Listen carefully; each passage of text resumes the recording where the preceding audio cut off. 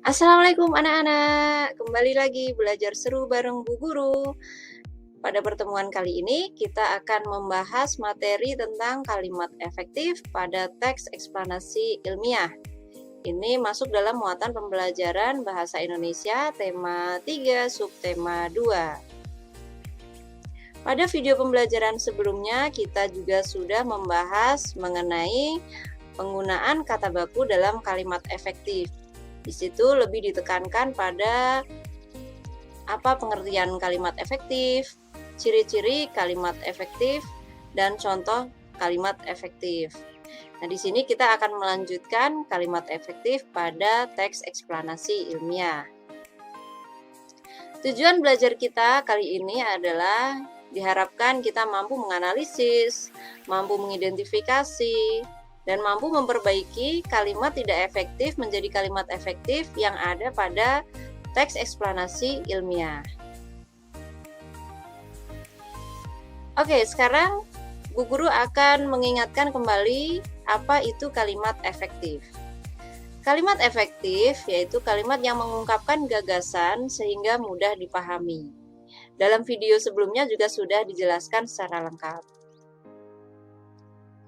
Di sini salah satu ciri kalimat efektif yaitu hemat.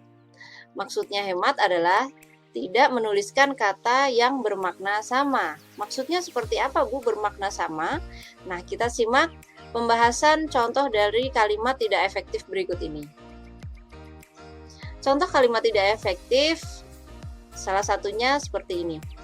Para tamu-tamu duduk di kursi. Kalian bisa perhatikan, para itu artinya banyak. Tamu-tamu itu juga artinya banyak, orang dalam jumlah banyak ya. Duduk di kursi. Nah, ini tidak efektif karena menggunakan kata yang bermakna ganda. Maka kalimat yang efektifnya dari contoh tadi adalah tamu-tamu duduk di kursi. Atau bisa juga para tamu duduk di kursi. Itu lebih efektif ya. Kita dengar juga lebih enak ya untuk didengar ya. Nah, sekarang kita akan masuk ke materi kalimat tidak efektif pada teks eksplanasi ilmiah. Kalian diminta untuk membaca teks eksplanasi ilmiah yang berjudul Si Kotak Ajaib. John Logie Baird lahir di Skotlandia 13 Agustus 1888. Ia adalah penemu yang pada kesempatan itu untuk pertama kalinya menunjukkan bahwa gambar hidup dapat ditransmisikan melalui pesawat yang sekarang dikenal sebagai televisi. Perhatikan, pada teks berikut ada kalimat yang diwarnai merah. Nah, kalimat yang diwarnai merah itu adalah kalimat tidak efektif. Ya, kalian perhatikan baik-baik. Kita lanjutkan ke kalimat berikutnya. Baird mendemonstrasikan televisi di depan para bapak-bapak dan ibu-ibu. Nah, ini juga ditandai dengan warna merah karena kalimat ini tidak efektif. Di depan para bapak-bapak dan ibu-ibu. Kita lanjutkan lagi. Di Royal Institute London untuk pertama kalinya pada tahun 1925, seiring dengan perkembangan teknologi, lalu televisi kemudian terus berkembang hingga menjadi semakin canggih seperti saat ini. Nah, yang berikutnya yaitu kalimat tidak efektifnya, lalu televisi kemudian terus berkembang. Nah, ini juga tidak efektif ya karena menggunakan pemborosan kata.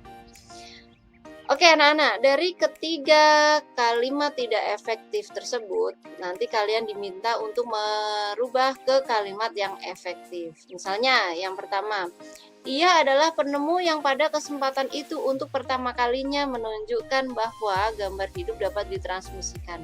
Nah, ini bisa kita ganti dengan kalimat yang lebih efektif. Misalnya, ia adalah penemu yang pertama kali menunjukkan bahwa, nah, jadi pada kesempatan itu untuk itu dihapus saja, tidak usah digunakan. Kemudian kalimat tidak efektif yang berikutnya. Brad mendemonstrasikan televisi di depan para bapak-bapak dan ibu-ibu. Nah, ini mirip dengan contoh yang tadi ya. Kita bisa sederhanakan lebih efektifnya menjadi Brad mendemonstrasikan televisi di depan para tamu undangan boleh, atau di depan para bapak dan ibu di Royal Institute London juga boleh. Nah, yang berikutnya, lalu televisi kemudian terus berkembang. Ini bisa kita ubah menjadi kalimat yang lebih efektif, yaitu seiring dengan perkembangan teknologi, televisi kemudian terus berkembang hingga menjadi semakin canggih, atau bisa juga televisi terus berkembang hingga menjadi semakin canggih. Nah, nanti hasilnya kalian tulis pada kolom seperti berikut ini. Kalimat tidak efektifnya apa ditulis, kemudian kalimat efektifnya seperti apa ditulis juga. Nah, seperti itu anak-anak.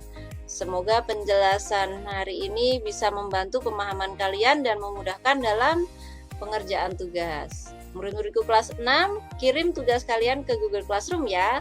Selamat belajar, sampai jumpa di video-video berikutnya. Wassalamualaikum warahmatullahi wabarakatuh.